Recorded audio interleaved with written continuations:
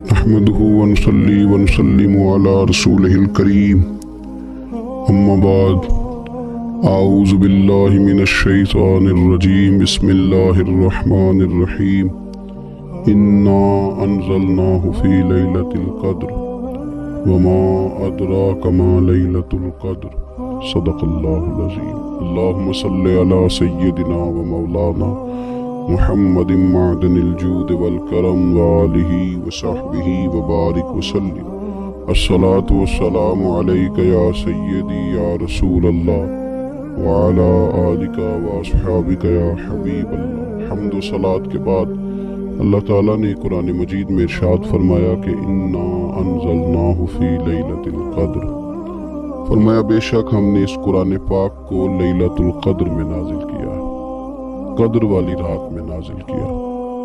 وما ادراک ما لیلۃ القدر، قرآن مجید کے انداز پر غور فرمائیں، فرمایا تم کیا جانتے ہو کہ لیلۃ القدر کیا ہے، تمہیں کیا خبر ہو کہ لیلۃ القدر کیا ہے۔ اس کی اہمیت دیکھیے، میں کہا کرتا ہوں کہ صرف اس ایک فکرے کو دیکھ لیا جائے، وما ادراک ما لیلۃ القدر، اور تم کچھ جانتے ہو کہ لیلۃ القدر کیا ہے، تمہیں کیا خبر کہ لیلۃ القدر کیا ہے۔ لیلۃ القدر 1000 مہینے سے بہتر ہے۔ ان آیات کو دیکھیں اور ساتھ نبی پاک صلی اللہ علیہ وسلم کا وہ فرمان دیکھیں جس میں حضور علیہ السلام نے فرمایا تمہارے پاس ایک مہینہ آ رہا ہے رمضان کا، اس میں ایک رات ہے جو 1000 مہینے سے بہتر ہے، اور یہ لفظ کتنے جھنجھوڑنے والے ہیں۔ حضور علیہ السلام نے فرمایا جو اس رات محروم رہ گیا وہ ہر نیکی سے محروم رہ گیا، جو اس رات محروم رہا محروم ہی رہ گیا، اتنی بڑی بات۔ فرمایا تنزل الملائکۃ والروح، اس دن فرشتے اور روح القدس یعنی جبریل امین اترتے ہیں، فیہا اس رات میں، بِإِذْنِ رَبِّهِمْ مِنْ كُلِّ أَمْرٍ، اپنے رب کے حکم سے ہر خیر کے کام کے لیے۔ سلامن، یہ رات سلامتی والی ہے، ہی حتی مطلع الفجر، یہاں تک کہ فجر طلوع ہو جائے۔ سرے شام سے لے کر مغرب سے لے کر فجر تک یہ رات سلامتی والی۔ اس کو لیلۃ القدر اس لیے کہا جاتا ہے، ہمارے مفسرین فرماتے ہیں کہ اس دن قدر والی کتاب قرآن پاک قدر والے محبوب پہ نازل ہوئی اور قدر والی امت کی طرف بھیجی گئی۔ نبی پاک صلی اللہ تعالی علیہ وسلم نے جب پرانی امتوں کی عمریں دیکھی، نہ کسی کی 1000 سال ہوئی، کسی کی اس سے زیادہ ہوئی، تو اللہ کے محبوب علیہ السلام کے دل مبارک میں یہ خیال آیا کہ میری امت کی عمریں تو بڑی تھوڑی ہوں گی، تو کیسے اتنی لمبی نیکیاں کر سکیں گے، تو اللہ تعالیٰ نے پھر لیلۃ القدر عطا فرمائی۔ گویا اس ایک رات میں جو آدمی نیکی کرے، 1000 دن نہیں، کتنا لوگوں کو شوق ہے کہ کوئی ایسا جیک لگے، یکدم میری ساری چیزیں بڑھ جائیں، اس پر بھی تو ذرا غور کرے نا۔ یہ ایک رات 1000 دن سے نہیں، 1000 مہینے سے افضل ہے۔ 1000 یکدم آپ کی نیکیوں کی عمر 1000 ماہ تک چلی جاتی، کتنی بڑی فضیلت کی بات ہے۔ میرے رسول کریم صلی اللہ تعالی علیہ وآلہ وسلم خاص توجہ دلاتے، اس رات کے حوالے سے خاص توجہ دلاتے، اور یہ رات کب ہوتی ہے صحیح حدیث میں موجود ہے۔ نبی پاک صلی اللہ تعالی علیہ وسلم نے فرمایا کہ اسے رمضان کے آخری عشرے میں تلاش کرو۔ گویا یہ جو 5 طاق راتیں ہیں نا، 21ویں 23ویں 25ویں 27ویں 29ویں، ان طاق راتوں میں اس رات کو تلاش کرو۔ اس رات اللہ کے فرشتے نازل ہوتے ہیں، آسمان دنیا پر زمین پر فرشتے اترتے ہیں، حضرت جبریل امین علیہ السلام انہیں لے کر کے آتے ہیں، اور فرشتے کیا کرتے ہیں کہ جو بندہ اس رات اللہ کی یاد میں موجود ہو، جو بندہ اللہ تبارک و تعالیٰ کے ذکر میں موجود ہو، جو بندہ اس دن اللہ تبارک و تعالیٰ کی بارگاہ میں کسی بھی طور پر حاضر ہو، فرشتے اس کے لیے دعائے مغفرت بھی کرتے ہیں اور رب کی بارگاہ میں التجائے رحمت بھی کرتے ہیں، اور ایک روایت میں ہمیں یوں بھی ملتا ہے کہ فرشتے اسے مصافحہ بھی کرتے ہیں، ہاتھ بھی ملاتے ہیں۔ دیکھیے نا کتنی سعادت مندی ہے کہ انسان عبادت کر رہا ہو اور فرشتے اس کی زیارت کو آئیں۔ ہمارے صوفیاء فرماتے ہیں تو پکا پروگرام بنا لے عبادت کا، فرشتے کئی بار تیری زیارت کو آیا کریں۔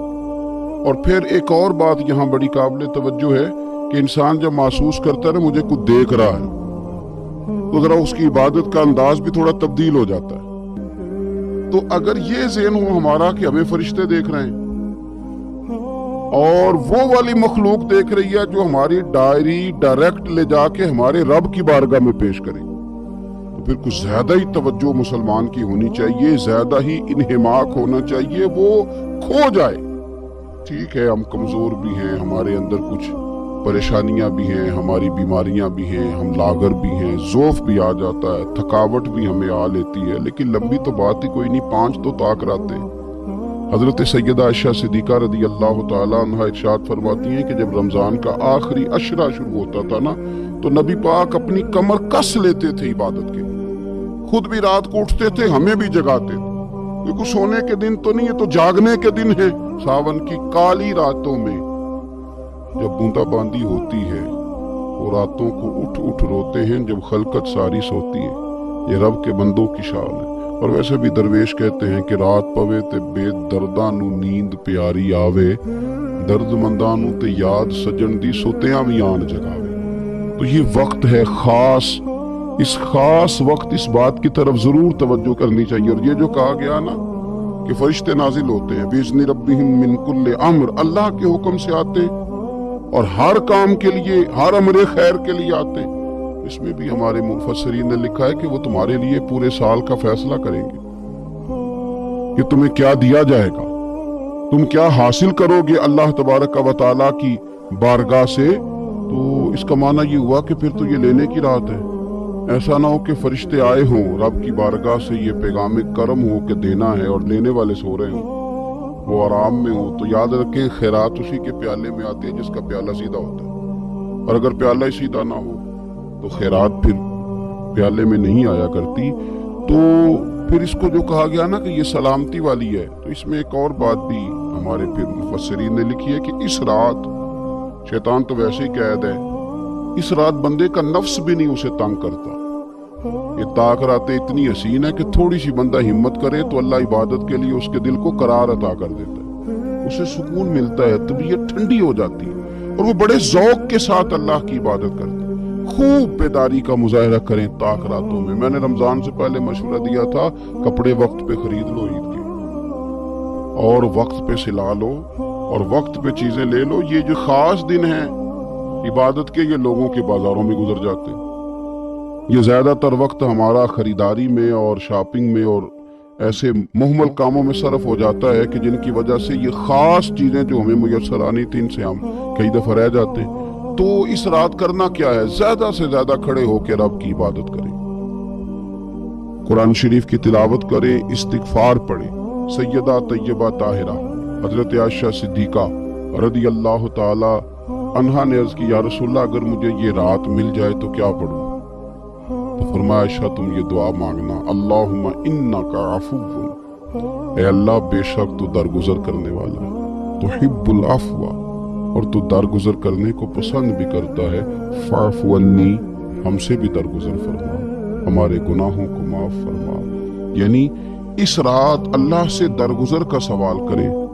جن لوگوں کے سامنے اپنی خطائیں ہوتی ہیں وہ تو ویسے بیچارے ہر وقت معافی مانگتے رہتے ہیں. جن کے پیش نظر اپنی غلطیاں ہوتی ہیں, جو اپنے رب کریم کی بارگاہ میں حاضر ہونے کا ارادہ رکھتے ہیں صاف ستھرا ہو کر, وہ تو ویسے ہی معافی کے طلبگار ہوتے ہیں. تو یہ تو خاص چانس ملا ہے معافی مانگنے کا, تو بالکل سستی کا مظاہرہ نہ کریں.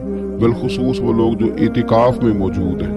نیند تو کسی وقت بھی آ جاتی ہے, آپ دوپہر کو بھی ذرا چپ کر کے لائٹ آف کریں تو یہ آ ہی جاتی ہے.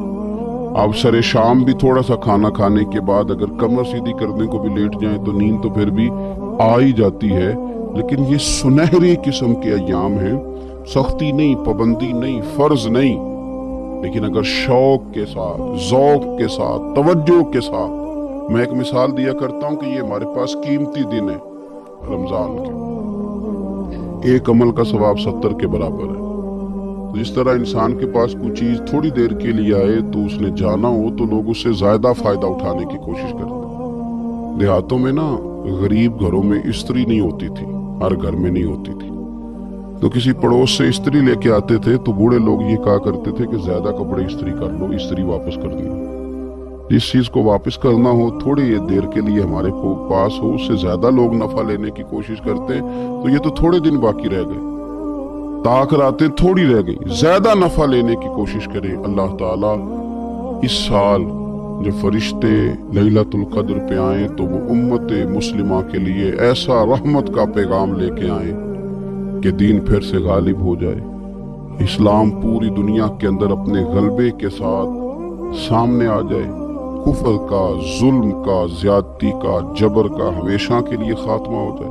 और अल्लाह ताला इस साल लैलतुल क़द्र में जिन लोगों को माफ़ करेगा, रब करीम हम सब के नाम उसमें शामिल फरमाए। आखिर दावा अनिल हम्दुलिल्लाहि रब्बिल आलमीन।